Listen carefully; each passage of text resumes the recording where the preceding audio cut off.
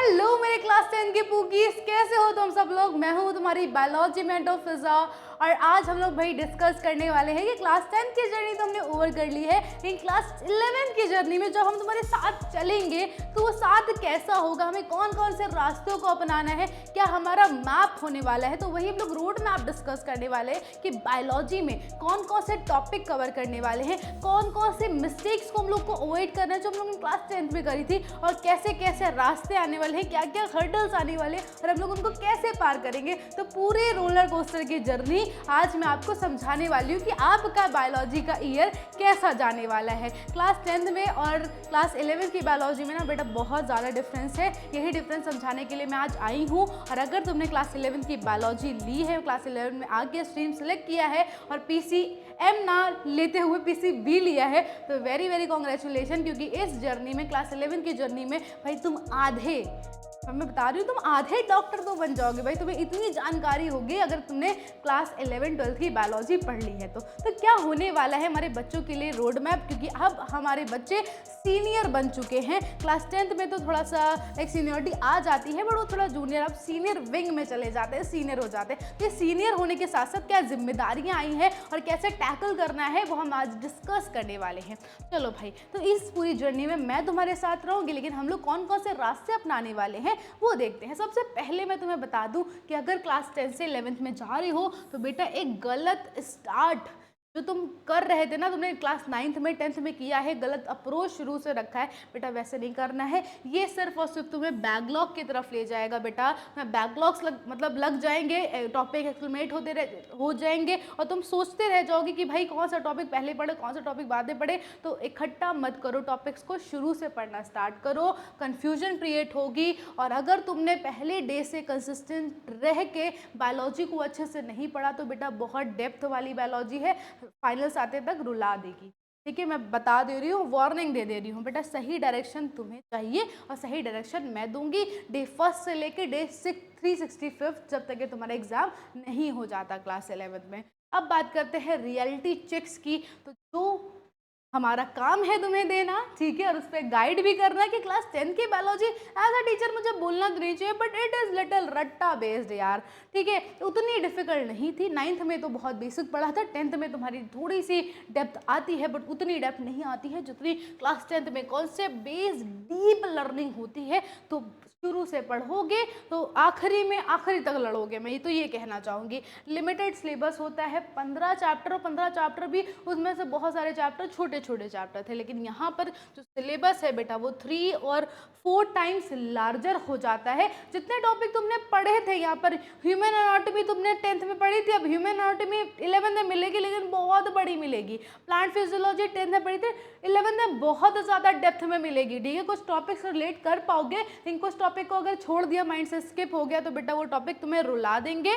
तो इसको बड़े अच्छे से पढ़ना है। यहाँ पर बहुत सरफेस लेवल कॉन्सेप्ट है, यहाँ पर डीप कॉन्सेप्ट होंगे, लाइन बाय लाइन। तुम्हें इजी टू स्कोर थी बायोलॉजी में अच्छे मार्क्स आ गए, बायोलॉजी का पेपर बहुत ईजी आया था, लेकिन 11 में बेटा बहुत सारे लोगों के प्रमोशन वाले वो लग जाते हैं, ठीक है, टाइम लग जाते हैं। चलो 11th की बायोलॉजी भाई तुम मास्टर कर गए तो 12th बहुत इजी है। और इसी को इजी बनाने के लिए हम तुम्हारे लिए, तुम्हें जैसे कि तुम्हें ऑलरेडी पता है, क्लास 11 के बच्चों के लिए एक बैच ला रहे हैं, योद्धा बैच। तुम योद्धा हो, तुम पूरे क्लास 11 में ना सिर्फ बायोलॉजी में, फिजिक्स, केमिस्ट्री, जितने भी सब्जेक्ट तुमने लिए हैं भाई, योद्धा की तरह लड़ोगे और क्लास 11 को जीत के आओगे, मुझे पता है। अब इस बैच को मुझे ज़्यादा बताने की ज़रूरत नहीं है, ऑलरेडी तुम्हें इंट्रोड्यूस है कि भाई इसमें 2 फीचर होने वाले हैं, प्रो और सुप्रीम फीचर। ठीक है, फीचर्स के बारे में ऑलरेडी डिस्कस कर दिया था। यहाँ पर तुम्हारी ये जो बैच है, वहाँ पर प्रभास सर ने तुम्हें कोड दिया था, दैट इज़ योद्धा। ठीक है, योद्धा कोड से तुम 1000 तक का डिस्काउंट पा सकते हो। इस कोड को अप्लाई करने पे ये वाला बैच तुम्हारा हो जाएगा बेटा 4999 का। ठीक है, और ये वाला जो बैच है सेम बैच कोड के साथ, ठीक है, तुम यहाँ पर ये अवेल करा सकते हो बेटा 499। पूरा साल तुम्हें सारे फीचर्स इसमें मिलने वाले हैं पर्सनल मेंटरशिप के साथ। अब वो डिस्कशन हमारा मेन नहीं था, हमें रोड मैप डिस्कस करना था। तो क्लास 11 की बायोलॉजी में क्या क्या चीज़ें आने वाली बेटा, 5 मेजर यूनिट देखने को मिलने वाली है। 10th में 6 थी, यहाँ पर 5 है, लेकिन ये 5 बहुत वास्ट है बेटा। क्लास पहली यूनिट की बात करते हैं, डाइवर्सिटी ऑफ लिविंग ऑर्गेनिज्म, छोटी सी यूनिट है, स्कोरिंग यूनिट है, ठीक है। अब बात करते हैं सेकेंड यूनिट हमारी होने वाली है स्ट्रक्चरल ऑर्गेनाइजेशन, जहाँ पर आप टिश्यू के बारे में पढ़ोगे, मॉर्फोलॉजी के बारे में पढ़ोगे, प्लांट मॉर्फोलॉजी, बहुत सारी चीज़ें, सेल का स्ट्रक्चर, अभी तुमने cell cycle, cell division, structure of chromosome पढ़ा था, इतना डेप्थ में हो जाएगा कि तुम्हें पूरी पीएचडी करा देगा सेल के बारे में। प्लांट फिजियोलॉजी अगेन बेटा, क्लास 10th में जो तुम रोए हो प्लांट फिजियोलॉजी को लेके, क्लास 11 में तुम्हें ना करना पड़े, तो पहले दिन से मैं बता रही हूँ बहुत बवाल यूनिट है। 11 में ही बच्चे रोते हैं, तो इसको पहले दिन से ही बैकलॉग में मत रखना बेटा, पहले दिन से निपटाते हुए चलना, ओके। और ह्यूमन फिजियोलॉजी तो बेटा हमारी है ही चुम्मेश्वरी यूनिट। बात करते हैं पहली यूनिट क्या क्या देखने को मिलेगा बेटा, तो ये चारों टॉपिक तुम्हें देखने को मिलेंगे। लिविंग वर्ल्ड बहुत इजी सा टॉपिक है, हमारा चैप्टर है biological classification, plant kingdom, animal kingdom, बहुत बेसिक बेसिक सी चीज़ें बताता हूँ जो तुम्हें 12th में काम आने वाली हैं, ठीक है। तो 11 is the foundation year of class 12, अगर 11 में अच्छी सी चीज़ें पढ़ ली हैं, तुमने बेसिक क्लियर कर लिया, 12th में कोई दिक्कत नहीं आने वाली है। सेकेंड यूनिट की बात करें, स्ट्रक्चरल ऑर्गेनाइजेशन में तुम टिश्यूज़ पढ़ोगे, प्लांट टिश्यू पढ़ोगे, एनिमल टिश्यू पढ़ोगे, मॉर्फोलॉजी पढ़ोगे, बहुत प्यारी यूनिट है, सीखने को बहुत कुछ मिलेगा। सबसे बवाल यूनिट, क्रिटिकल यूनिट बोला जाता है क्लास 10th की, ठीक, क्लास 11th की, क्योंकि भाई बहुत सारी चीज़ें, सेल ऑर्गेनल पढ़े थे 10th में, बहुत वास्ट पढ़ने पड़ेंगे क्लास 11 में। बायोमोलिक्यूल, देखो डरा नहीं रही हूँ मैं, तुम्हें इंट्रोड्यूस करा रही हूँ ताकि तुम इसके लिए, तुम एज अ योद्धा तुम पहले दिन से प्रिपेयर हो जाओ उन सब चीज़ों के लिए, ठीक है। सेल साइकिल अब तुम्हें थोड़ी सी डिटेल्ड में पढ़नी पड़ेगी। प्लांट फिजियोलॉजी की बात करें, photosynthesis, respiration, transpiration, plant hormone और बहुत सारी चीज़ें इसमें तुम्हें पढ़नी है। मैं सिलेबस का सिर्फ ओवरव्यू देने आई हूँ। ह्यूमन फिजियोलॉजी की बात करें तो बेटा यहाँ पर तुम्हें digestion, absorption, detail version 9th में पढ़ा था डाइजेशन, ठीक है। अब यहाँ पर 11 में पढ़ना पड़ेगा। 9th में पढ़ा था हमारा रेस्पिरेटरी सिस्टम, यहाँ पर 11 में डिटेल में पढ़ना पड़ेगा। 10th में एक्सक्रीटरी सिस्टम पढ़ा था, न्यूरल कंट्रोल पढ़ा था, अब यहाँ पर इसको डिटेल्ड में तुम्हें पढ़ना है।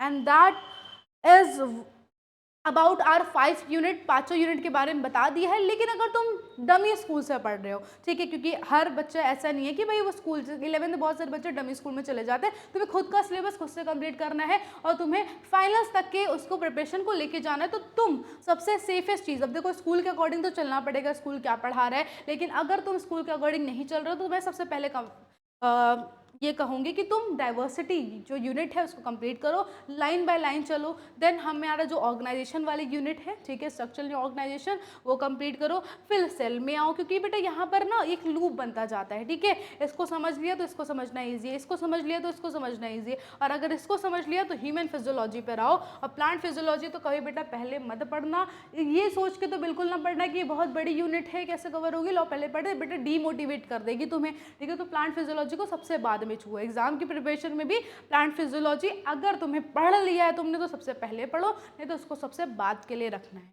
ओके। और यहाँ पर देखो मैंने वार्निंग भी दी है, do not begin with your plant physiology, अपने फाउंडेशन के लिए बचा के रखो इसको, ठीक है, कॉन्फिडेंस नहीं करना है लूज, ओके। तो भाई टोटल हमारे बहुत सारे चैप्टर्स होने वाले हैं, बहुत सारे यूनिट्स होने वाली हैं।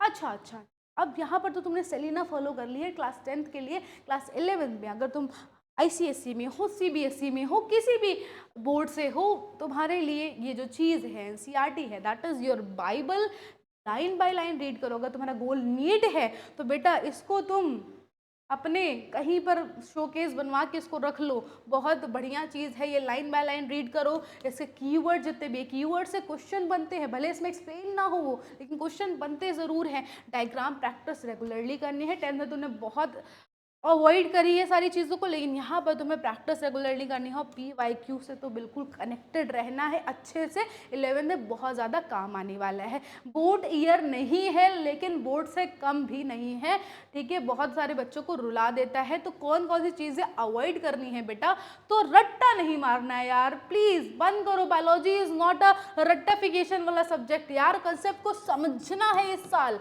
हम तुम्हें समझाएंगे एज अ मेंटोर, हमारी पूरी गाइडेंस मिलेगी तुम्हें, उसकी चिंता करने की कोई ज़रूरत नहीं है। लेकिन हम बता रहे हैं ना, हमारे पास डोरेमोन की ब्रेड नहीं है, जो क्या बोलते हैं उसको, ब्रेड नहीं है जो तुम्हें ऐसे बुक के ऊपर NCERT के ऊपर लगाए और तुम्हें खिला दे, ठीक है।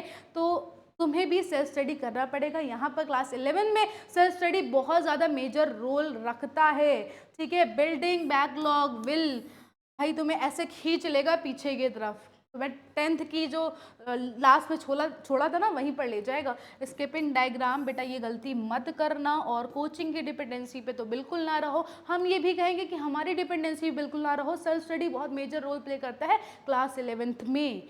You are senior now, self study पे फोकस करो, ठीक है। स्मार्ट स्टडी टिप्स कुछ बता दूँ कैसे कैसे कर सकते हो बेटा, शुरू से ही डे 1 से। अब तुम डे 1 डे 2 पूरा महीना पूरा जुलाई ऐसे ही निकाल देते हो, अरे यार अभी तो एग्जाम शुरू होंगे तब पढ़ेंगे। बेटा रिवीजन करो, मैं ये नहीं कह रही हूँ 6-6 घंटा 7-7 घंटा पढ़ो, एटलीस्ट डेली का 50-20 या फिर 1 आवर तक का रिवीजन करो जो स्कूल में पढ़ाया गया है, जो मैंने तुम लोग को पढ़ाया है, जो बैच में तुम लोग पढ़ोगे उसको अच्छे से रिवीजन करो। डायग्राम को बेटा अच्छे से प्रैक्टिस करो रेगुलरली, बहुत ज़्यादा कॉम्प्लेक्स डायग्राम होने वाले हैं और ये आते हैं बनाने को।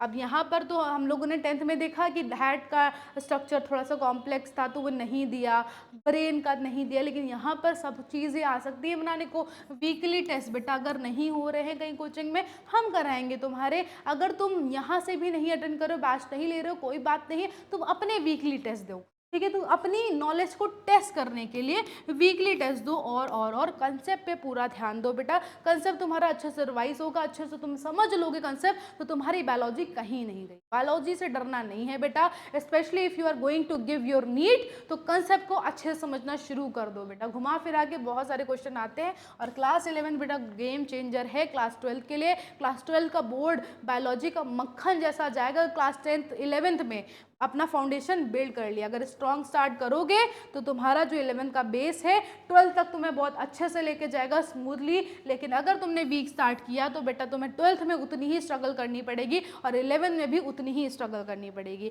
अभी स्टार्ट करोगे स्ट्रांगली तो बेटा 12th तक के स्ट्रांगली रह पाओगे, इस जो कहते नहीं जंग के मैदान में योद्धा बन के। अब बात करते हैं कि तुम्हें कहाँ से मिलेगी प्रॉपर गाइडेंस। हम लोगों ने बताया है हम तुम्हारे बैच लॉन्च करने वाले हैं योद्धा, बहुत ही कम प्राइस में है, पूरे साल तुम्हें सारी फैसिलिटीज़ मिलेंगी। उसमें तुम्हें स्ट्रक्चरल क्लासेस मिलेंगी, एनसीईआरटी फोकस टीचिंग, और तुम्हारे स्कूल में जो जो चीज़ें तुम्हें पढ़ाई जाती हैं उससे कुछ एक्स्ट्रा लेवल तक की हम लोग प्रैक्टिस कराने वाले हैं। अगर तुम लोग कहोगे कि भाई नीट लेवल के क्वेश्चन भी कराया जाए बायोलॉजी बेस पे, तो वो भी हम कराएंगे, उसकी चिंता मत करो। और कंसेप्ट के साथ साथ PYQs, जितनी भी चीज़ें हैं प्रैक्टिस, जितनी हो सकती है प्रैक्टिस उतनी से ज़्यादा से ज़्यादा प्रैक्टिस कराने वाले, तो इसकी चिंता तो मत करो। That set for the road map कि क्लास 11 का रोड मैप कैसे जाने वाला है। क्लास 11 का जर्नी में तुम्हें कौन कौन से टॉपिक, कौन कौन से यूनिट्स मिलेंगे, कौन कौन सी दुविधाएं बाधाएं आएंगी, मिस्टेक कौन से अवॉइड करनी है, ये सारी चीज़ें हम लोगों ने डिस्कस कर ली है। अब you are now well prepared, क्योंकि तुम्हारे एग्जाम 10th के खत्म हो चुके हैं। अच्छे से एक हफ्ते का गैप लो, एक हफ्ते रेस्ट करो, फिर एक रीसेट होके रीसेट मोड से आओ क्लास 11 में, और क्लास 11 की जर्नी को स्मूथ स्टार्ट दो और स्ट्रॉन्ग स्टार्ट दो। अभी के लिए इतना ही, मिलते हैं बैच में। टाटा बाय बाय, ख्याल रखना, ऑल द बेस्ट।